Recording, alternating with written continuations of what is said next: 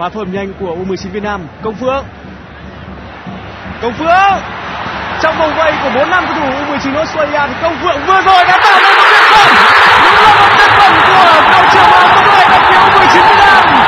Mà thắng quá tuyệt vời và chắc chắn rằng nó sẽ còn in đậm trong tâm trí của chúng ta. Một pha solo đẹp mắt mà Công Phượng đã nhảy múa trong vòng vây của U19 Australia. Một khoảnh khắc thiên tài của số 10 đội tuyển U19 Việt Nam. Ta đang chờ đợi để theo dõi lại một khoảnh khắc mang đậm dấu ấn của Công Phượng. Không phải là hàng phòng ngự của Australia không có sự cảnh giác đặc biệt với đội trưởng của U19 Việt Nam khi Công Phượng đã từng có cú đúp vào lưới đội bóng này, và Công Phượng cũng đã từng vượt qua ba hậu vệ của Australia để mở tỷ số hai đội gặp nhau.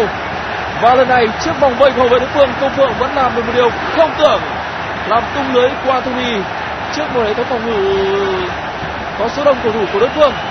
Một bàn thắng xứng đáng được nhận điểm 10 nếu như huấn luyện viên Gương Grasen đặt mình ở vị trí của một người thầy. Bàn thắng để đời của Công Phượng. Gương Grasen rất hiểu khả năng của học trò và vừa rồi